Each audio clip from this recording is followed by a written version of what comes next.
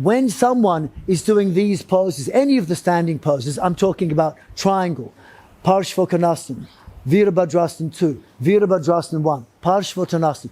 All of those poses have the back foot turned out, which means the thigh is turned out, but you should be trying to turn in.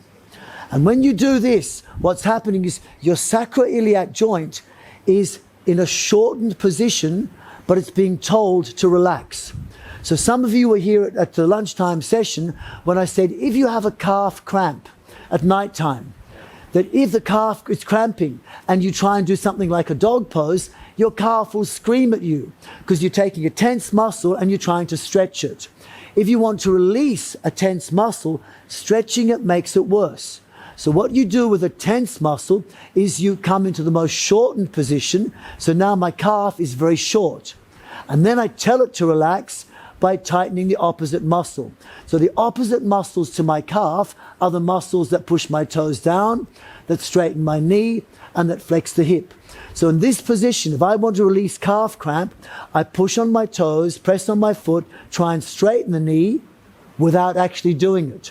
So I just push down as if I'm lifting up. And that will release the calf cramp. Now, when I helped your back before, the first line of attack was, this is a problem area, so I said just turn the thigh in. But turning the thigh in for some people will not be enough, because as you turn the thigh in, it actually lengthens the sacroiliac joint. But if there's a lot of compression there, lengthening your sacroiliac joint, widening and tractioning it, that will actually cause more pain. So a better option is to keep it in the shortened position and just tighten the opposite muscle. So just feel that on the right leg. So we go right leg in front, put the left hand on the left sacroiliac joint. Now turn your left thigh in, twist the belly and arm to the left, and feel it's hard to pinch the skin around the buttocks, but it's relaxed. Okay? Now put the foot on the floor. And with the foot on the floor, turn your foot out. Bend the knee a bit. Now your buttocks is in a shortened position. But you can tell it to relax while it's shortened by trying to turn your thigh inwards. Then feel how there's more sponginess in the buttocks. Because I'm not trying to lengthen my buttocks, I'm just telling it to relax. But if you actually turn it in, it will relax a bit, but because it's lengthened, they'll feel tension there. So this is why a lot of the tension that comes from things like sciatic nerve pain comes because a set of nerves, and it can be any number of nerves, are pinched. And they get pinched either because the joint gets compressed, maybe two vertebral segments might come together, or nerves are too tight, or muscles are too tight rather. So somewhere along the line then, we've done something, you did something to release the muscles probably which were compressing the nerves that were causing pain radiating down to your leg.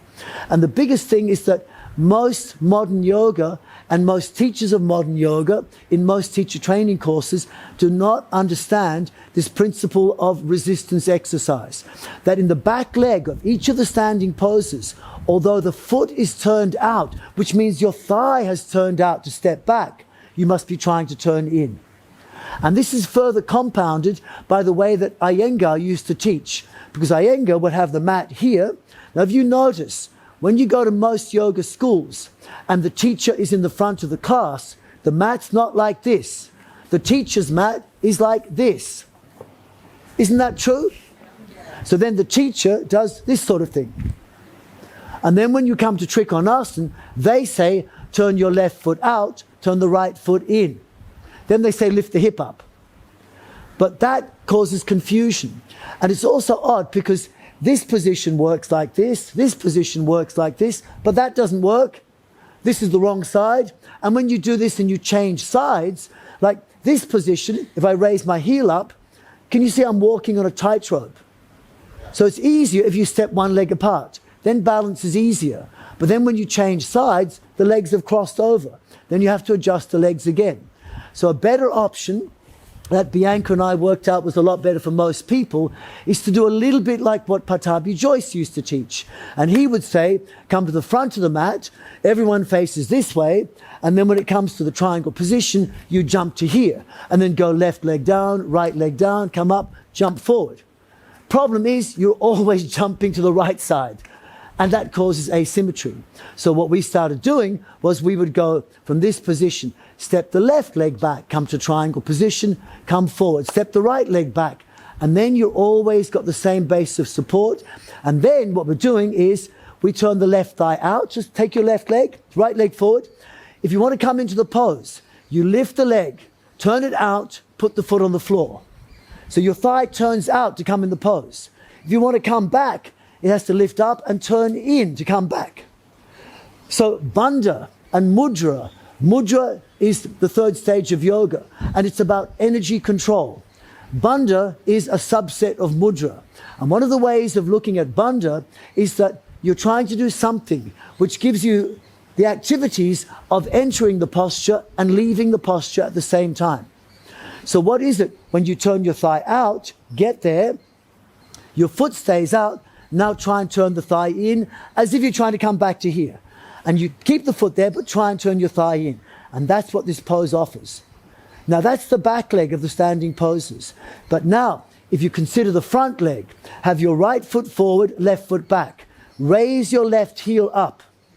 Just push the pubic bone forward so you're not squashing the back. And if one foot is directly behind each other, it's like walking on a tightrope, isn't it? But you can balance. How about if you close your eyes? Is balance good? Now, make it easier. Turn your right foot slightly inwards. So your little toe is pointing straight ahead. Your big toe points to the left. Then raise the heel up, close your eyes. Notice balance might be a bit better. Now, open eyes, do the opposite. Turn your right foot slightly outwards. So your big toe points forward, your little toe points to the right. Now raise the heel up, close your eyes, and for most people, balance is worse, isn't it? So position of the foot is important because that gives you balance. Why does it give you balance?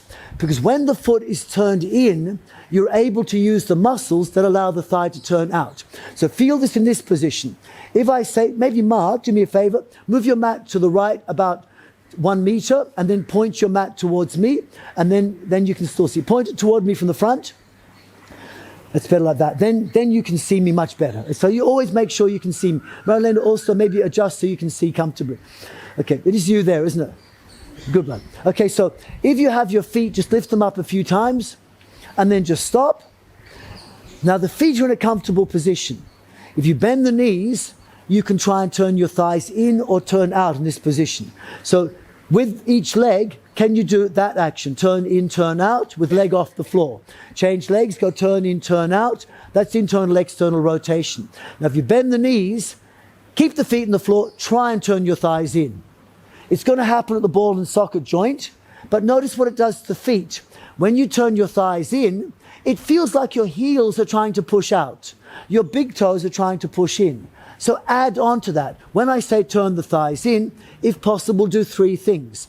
Turn your thighs in from your ball and socket joint, but add on to it. Push your heel out. Push your big toe in. And then you feel a strong action of the legs. You'll feel your hamstrings tight, your inner thighs tight, your buttocks soft. Your sacroiliac joints being released, your hamstrings are strengthening your knee. Now release.